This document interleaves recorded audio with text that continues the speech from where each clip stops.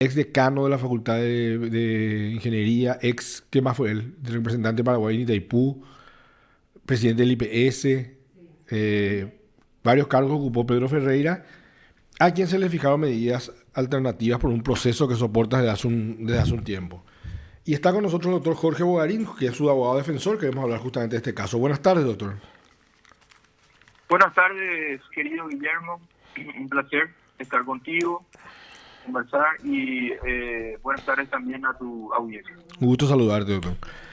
Eh, Vos sos defensor de Pedro Ferreira.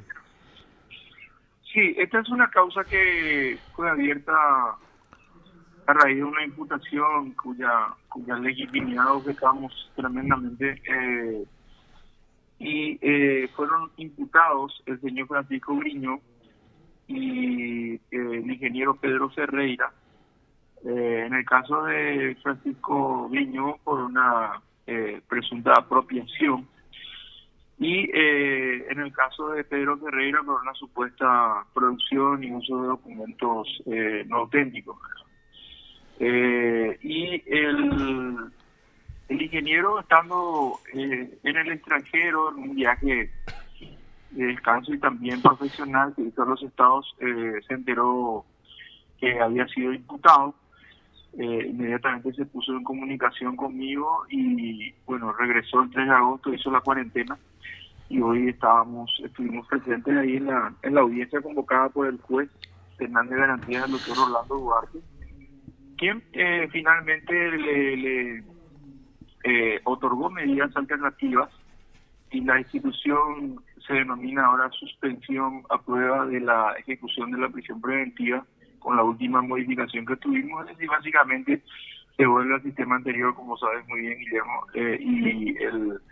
se le otorgaron medidas, una fianza de 200 millones de guaraníes que el ingeniero pidió que sea depositar en efectivo, y la comunicación de salida y entrada al país y la obligación de no cambiar de domicilio y de número telefónico sin que el juzgado se lo autorice Claro. o se entere, ¿no? Entonces, pese al pedido de prisión preventiva que realizó la querella adhesiva, que estaba hoy día representada por el abogado Timoteo González Cruz y Rubén Melgarejo Lanzoni. Ujú.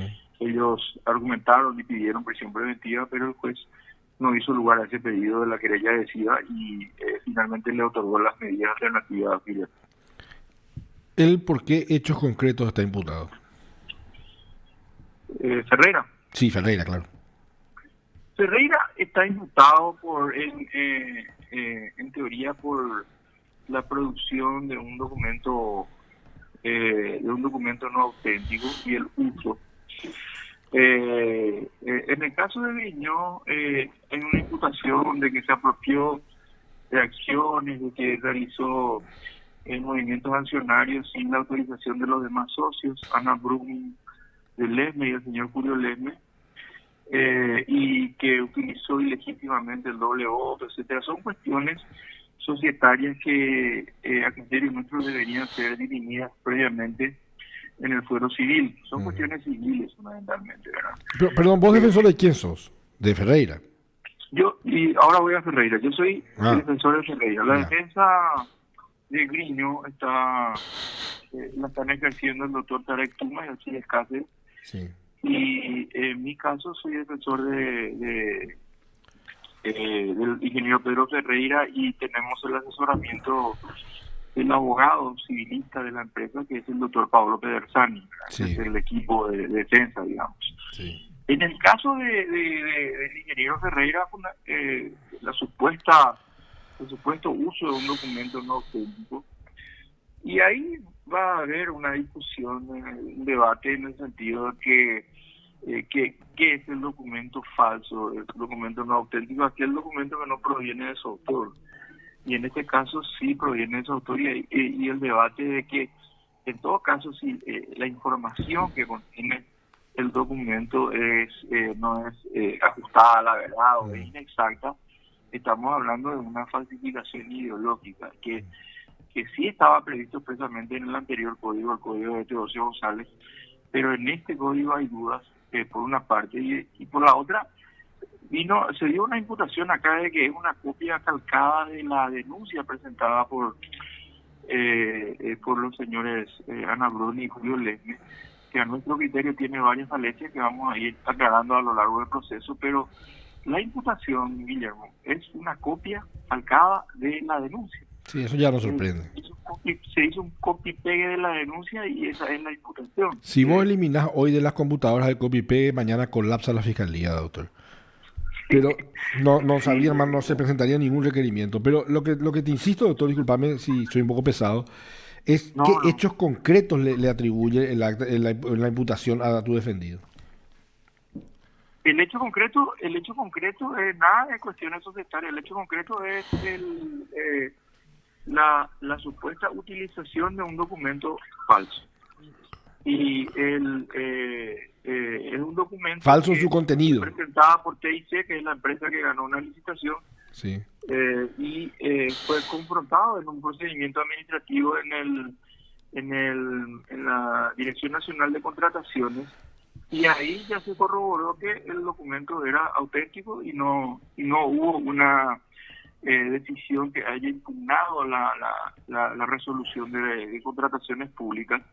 Entonces, nosotros estamos en condiciones de afirmar acá que no hay ningún documento falso, y sobre todo que también que el uso del cual es imputado acá, tiene que existir un dolo, tiene que existir un conocimiento del que supuestamente el documento es presuntamente falso. Y presentaron una foto, ni siquiera está presentada la documentación original, una foto que es muy confusa, y el autor del hecho tiene que tener conocimiento de la falsedad de esa documentación.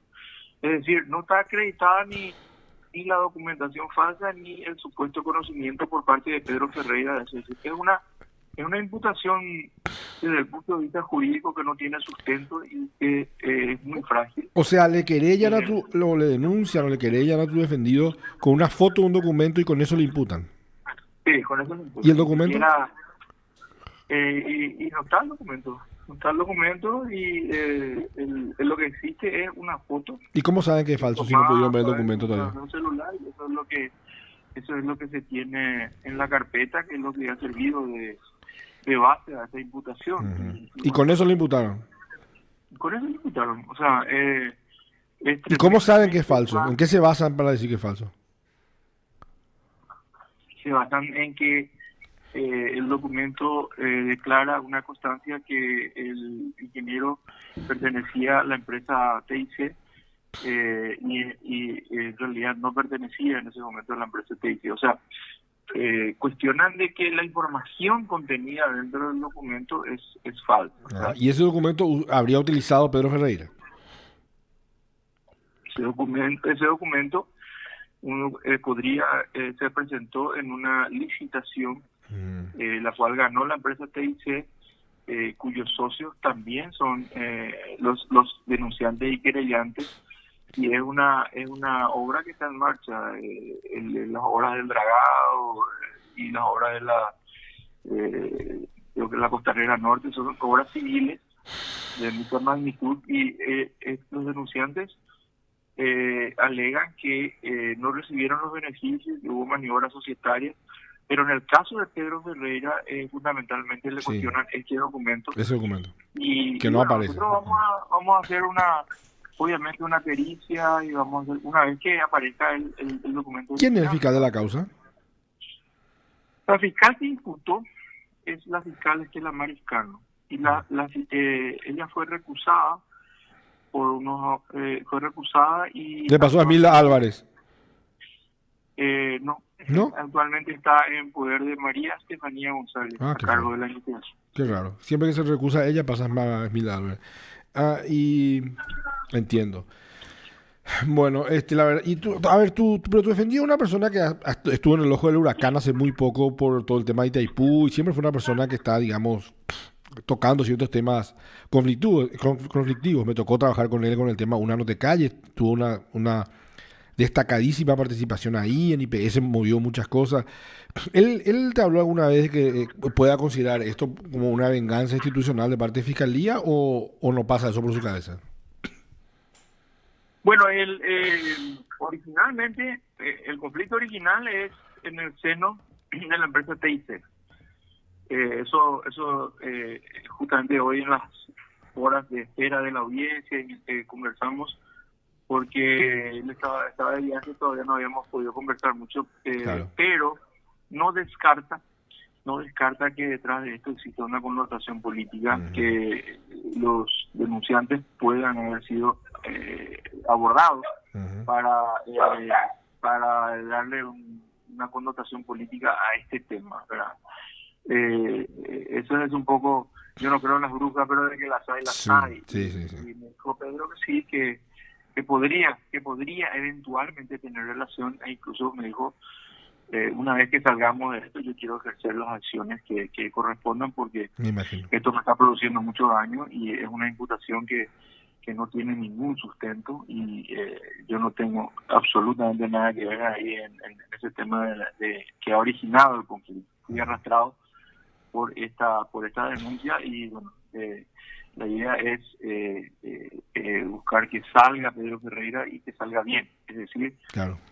con un sobreseimiento definitivo, que sería una declaración de inocencia anticipada. Claro, por supuesto.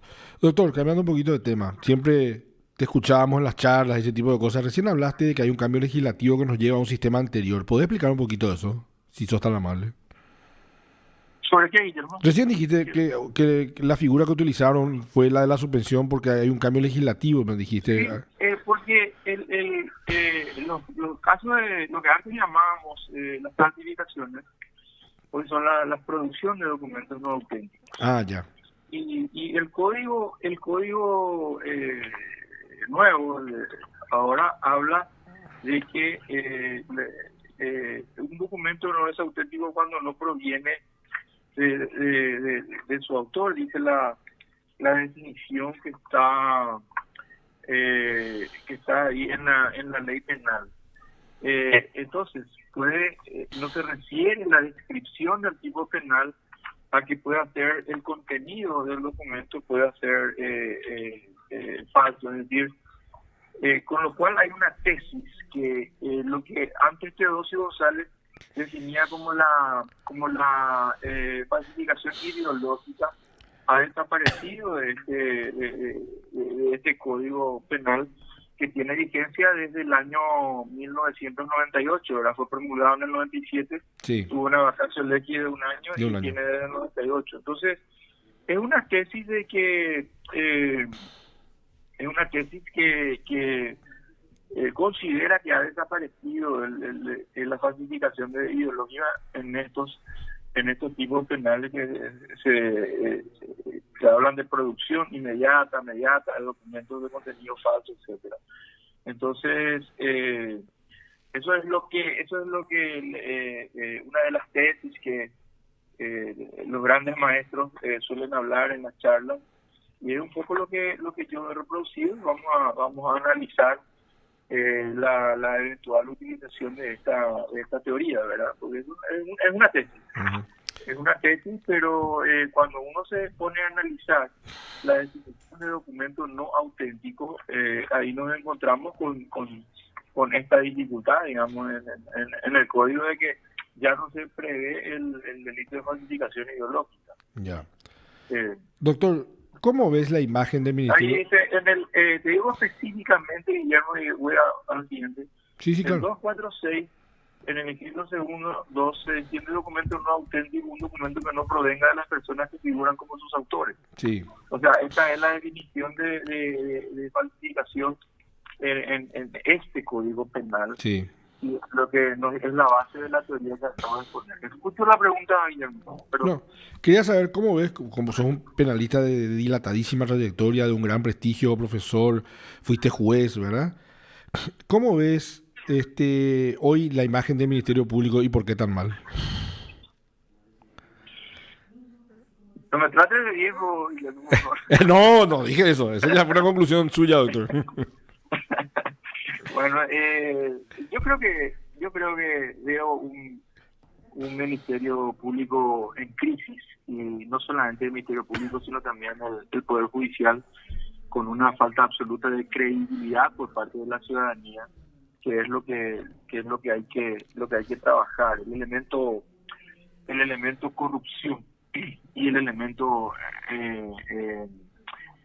falta de conocimientos técnicos ha corroído los cimientos más sensibles desde el Ministerio Público. Entonces hay que trabajar. Yo trabajaría en la actualización de muchos agentes fiscales, porque el gran problema, yo le suelo decir a mis alumnos, a la gente que trabaja conmigo, este caso llevado por jueces suizos que estudiaron en Oxford y Harvard juntos, lo ganamos aquí a la luna. Pero cuando baja a la realidad se complica de la mucho. Administración de Justicia del Paraguay, las chances jurídicas disminuyen sustancialmente. Y eso es porque, no todos, porque hay buenos fiscales, buenos jueces, pero gran mayoría técnicamente limitados y con un muy alto nivel de corrupción. Sí. Entonces, eso hace que la gente, la ciudadanía, no creamos en nuestros fiscales, en nuestros jueces, y esa falta de credibilidad, afecta sensiblemente el rendimiento de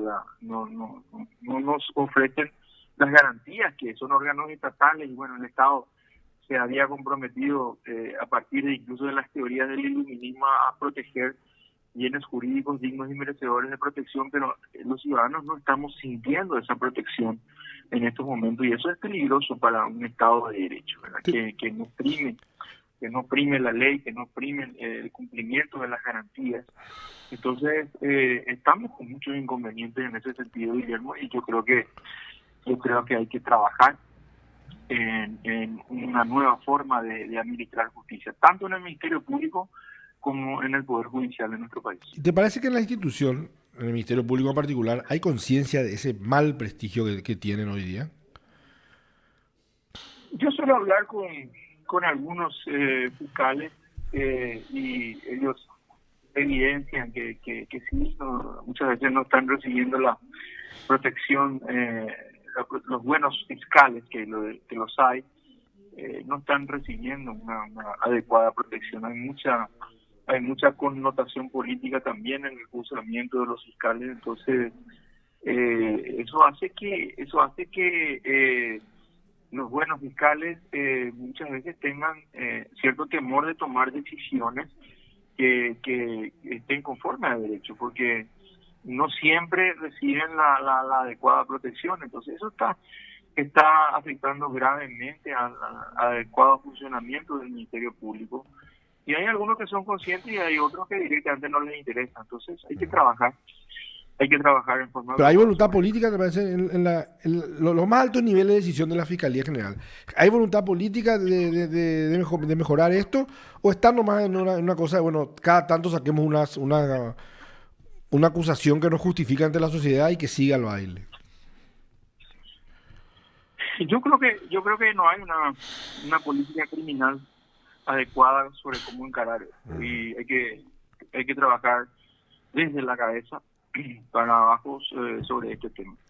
Yo no veo una política criminal adecuada para encarar esta crisis que estamos viviendo, Guillermo. Lo digo con mucho respeto, incluso, sí, ¿verdad? sí. Porque todos los que estamos en las mujeres y hombres que estamos en este campo del derecho estamos sufriendo en carne propia lo que está sucediendo. Uh-huh. Entonces, todos tenemos que asumir un compromiso de tratar de mejorar las cosas y tratar de fortalecer un Estado de Derecho, como decía aquel pensador, hay hombres que luchan toda la vida, esos son los imprescindibles. Yo creo que tenemos que trabajar. Yo trabajo mucho en la docencia, gente que está en formación, gente joven, y les insto siempre a que sean los agentes del cambio, del verdadero cambio que necesita este país. Doctor, una última pregunta. Tenemos un sistema de designación de fiscal general del Estado que lo trata de establecer, de definir como una especie de extrapoder, ¿verdad? Una cosa como aséptica de la política, separada, y que no responde a ningún poder fáctico, y al final todos sabemos más o menos a quién responde la fiscalía, ¿verdad? Y además es todo mentira. Sabemos, por ejemplo, que la fiscalía siempre es un colorado, que tiene cierta... ¿No es mejor aquel sistema tradicional en el que el fiscal general del Estado era el ministro de Justicia, era nombrado por el Ejecutivo, no era parte del Poder Judicial, y era el que establecía la política criminal del Ejecutivo, y el Poder Judicial era el que le ponía los límites y juzgaba eso. ¿No es eso un sistema constitucionalmente mejor diseñado o este sistema que tenemos es mejor? Bueno, originalmente cuando tuvimos la Constitución del año 92 y que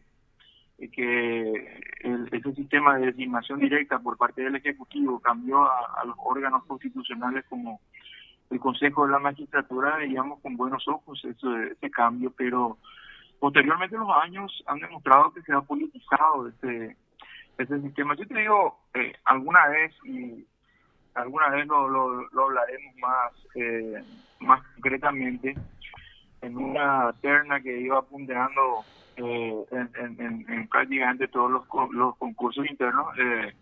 Finalmente me excluyen por no ser colorado. Claro. Hoy no pertenezco a ningún partido político, pero claro. Imagínate, digamos que ya es excluyente ese aspecto. O sea que es toda mentira eso de que es todo aséptico y apolítico y vamos a un sistema de elección. O sea, vos tenés claramente una constancia de que te excluyeron por no ser colorado. Yo creo que hay que asumir la realidad de que no es así. No es así. Lamentablemente no es así. Y los órganos de selección lamentablemente se han politizado en exceso. Creo que tiene que haber un compromiso de todos, incluidos los partidos políticos también. Vamos a mandar a nuestros hombres, pero enviemos a nuestros mejores hombres. Claro. Y que existan verdaderos concursos de méritos y aptitudes, porque hoy día es un concurso de contactos. El que tiene mejor contacto, el que gana, el que llega. No llegan los mejores precisamente. Entonces están primando los criterios subjetivos de selección por encima de los objetivos, y aquí este es el resultado, que tenemos una paupérrima administración de justicia en todos los sentidos, ¿verdad? Entonces tenemos que trabajar con eso y sincerarnos y decir, vamos a enviar, pero vamos a enviar a nuestros mejores hombres, y que sean verdaderos concursos de mérito y de aptitudes, porque ahora no es, y hay que ser claros, y el que dice que sí es, yo creo que es ciego ante la realidad que estamos viviendo, ¿verdad? Hoy, en tu rol de abogado al foro, de presidente de un partido, de periodista, vos sos un testigo calificado de que las cosas son así, y el resultado que es una pobrísima, limitadísima administración de justicia, tanto por parte del Poder Judicial descreída, como del Ministerio Público. Sin ninguna credibilidad prácticamente. Sí, muy bajo nivel de credibilidad, y por eso te decía, hay que trabajar en recuperar la credibilidad de la ciudadanía hacia nuestros fiscales, nuestros jueces, porque estamos quizás hoy en uno de los niveles más bajos en ese sentido. Doctor Jorge Bogarín González, siempre es un placer conversar con usted, y saludos al ingeniero Ferreira. Gracias Guillermo, y retribuyo los saludos. Para mí es un placer conversar con una persona versada como vos, y tenemos que reunirnos en algún momento y trabajar sobre eso. Te tomo la palabra. Abrazo querido. Abrazo. Lo escuchaste aquí en PDS.